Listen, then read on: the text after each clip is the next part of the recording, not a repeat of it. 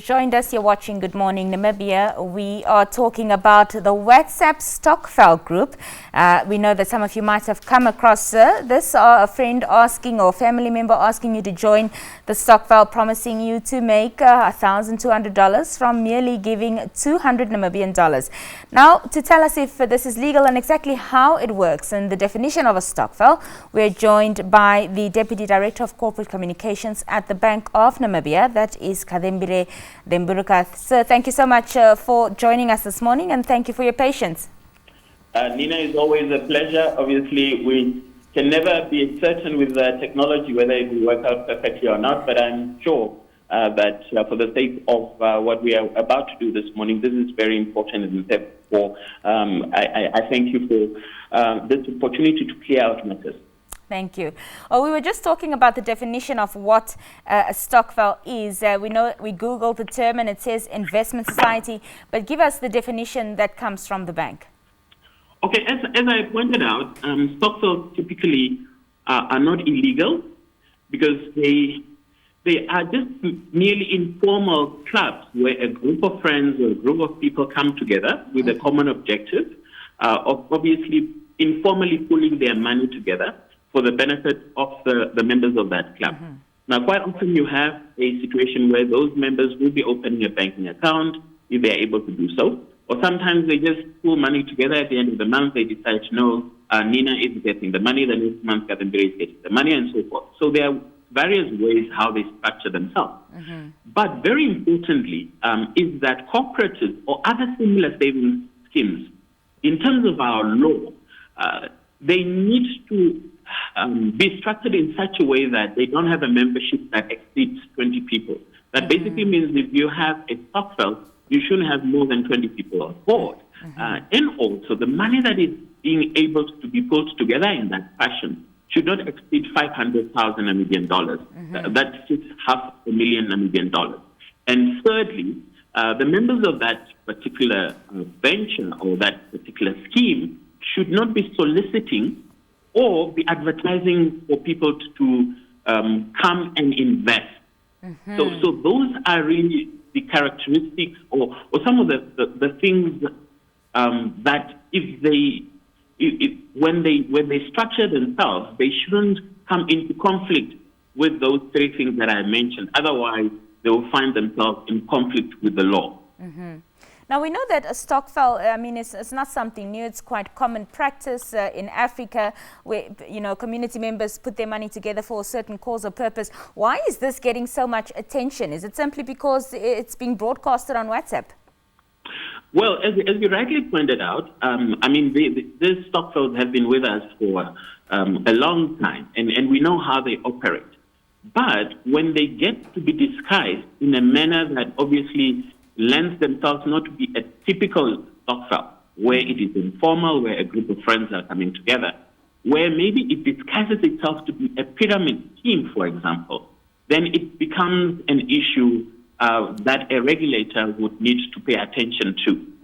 So when and a pyramid scheme works in such a way where you have a recruiter who starts the scheme, who then goes and recruits other people, and the other people who he recruits must pay him some sort of a fee or they must pay him some money. And at the end, those people that are recruited must also go and recruit others so that they are also paid. Now, that's a typical pyramid scheme, and that's an illegal financial scheme that we are talking about. So we are not very much worried about stokvels in general, but what we are just cautioning the public members out there is that there may be some of the schemes that may disguise themselves in manners or in ways that may come into conflict with the law. So as I pointed out, for example, with a stokvel, you shouldn't have more than 20 people on board. You shouldn't be pooling funds more than 500,000. You shouldn't be soliciting or advertising for deposits. Also, pyramid schemes, they work in a fashion where they solicit, they advertise for deposits, they tell people that they need to be paying joining fees. So those are typical things that if they do happen, they may lend themselves to an illegal financial scheme. Now, Nina, for the sake of your viewers this morning, we are not saying that the WhatsApp stokvel is illegal. We are making that assessment right now as a regulator that is responsible for financial schemes, and therefore we will determine at a later stage whether this particular WhatsApp stokvel is in conflict or is not permissible under the current law. But what we are cautioning the public is be on the lookout for some of these characteristics of a typical stokvel and something that is not a typical stokvel that may come into conflict with the law, or something that is disguised as a pyramid scheme. And therefore, some of the scams, as I pointed out, are just out there to make money out of people and also to deceive the public out there. Right. I understand that the Bank of Namibia has been doing some investigations. What have some of your findings been thus far? Well, as I pointed out, we only picked this latest offering last week. The Bank of Namibia is at present making that assessment to determine whether this particular offering called the WhatsApp stokvel is permissible or not. But as I pointed out, we should just be mindful of the characteristics of what is something that may not be a aid scheme that is not allowed under our law. But also very importantly is that pyramid schemes, and people are saying that I'm using my own money. Now, some of these laws are in place to protect the vulnerable. There may be some of us that are risky by nature. We don't mind losing our money. But some of these laws are just put in place to protect, the vulnerable amongst us who, for example, may put in our last savings or our hard-earned earnings into some of the schemes. And then, lo and behold, the promoters of such a scheme just disappear overnight. But also, very importantly, our law is quite clear. When you participate, you may also find yourself criminally charged. When you promote, you may also find yourself criminally charged. So it's just not about the person who starts an illegal financial scheme that the law would come after, but it may come after the people that are also participating.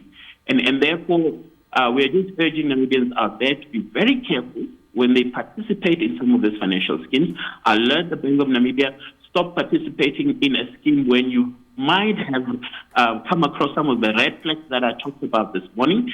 And therefore, if it comes to a stage where an illegal financial scheme has been declared as such by the Bank of Namibia, where, for example, criminal charges have been laid with the Namibian police, you may not find yourself at the wrong side of the law. Now, a lot of people seem to have said that they have made their $1,200 as they've given their $200 investment, and some are really advertising this. And as you mentioned, there are quite distinct differences between a stokvel and a pyramid scheme. And from what you've said, this sounds more like a pyramid scheme, but that is just in my opinion. Now, what is it that you think that individuals don't understand about this initiative? Well, Nina, it's public education, and we continue to do that as a regulator. We do that when we declare some of the schemes illegal. We hope that when we communicate to the public that one or the other financial scheme is illegal, it opens their eyes to some of the schemes that are just out there to deceive the public, to make a quick buck. And therefore, we are hoping that creates a bit of awareness. Secondly, we continue to educate the public on our social media platforms just to open their eyes in terms of the characteristics of a typical pyramid scheme and what the law says. Thirdly, we have had incidents in this country where people have been criminally charged for running an illegal financial scheme. We are aware of a conviction of 2 people that were actually running an illegal scheme in this country, and they got hefty fines and a prison sentence. Not a hefty fine, but they got a prison sentence. So it is quite serious, and therefore we are just cautioning Namibians out there that we will obviously continue educating them, but they cannot always hide behind the fact that they don't know what the law says. And lastly, and I need to emphasize this, because we are finding on social media, people are saying, but why is the Bank of Namibia concerned? The Bank of Namibia is concerned because we have a law in place that says that protects Namibians from illegal financial schemes. Now, you can't say that you want to obey one set of laws because you are a law-abiding citizen, and then ignore another set of laws that are also aimed to protect Namibians out there. Right. So we must just always be, when we call ourselves law-abiding citizens, that when we say that this country is ruled by the rule of law, we must always be on the side of the law and not get into a situation where we come into conflict with the law simply because you are saying it's my own money that I'm investing. Right. Once investigations have been done and hypothetically speaking, it is indeed found to be a pyramid scheme, what would the next step be after that? Well, what typically happens is that according to our laws, once the assessment gets underway, we may call in the promoters of this financial scheme to come and explain how it operates. After that, the Bank of Namibia will make a determination, and after hearing those representations. Now, obviously, there may be difficulties around how those representations are made to the Bank of Namibia, but typically what happens is that once that process is finalized, the Bank of Namibia will come back to the public, inform the public whether a financial scheme is illegal or not. Sometimes it will tell the promoters of that scheme to repay the money that were pulled into a particular scheme. Sometimes it just tells the promoters, look, stop doing so. And if you don't do so, we'll report you to the Namibian police, because obviously we are not the law enforcement agency. We just do the preliminary assessment to determine whether that particular scheme is in conflict with the law or not. And then if people don't stop doing so, criminal charges follow. And once they follow, the long arm of the law would obviously take its course.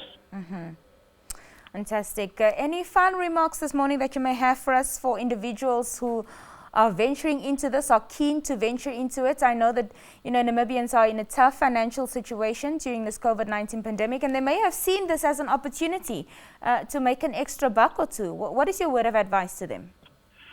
Well, I may be sympathetic to that, because obviously we are well aware of the difficulties that all of us are going through, and particularly the most vulnerable and those at the margins of society.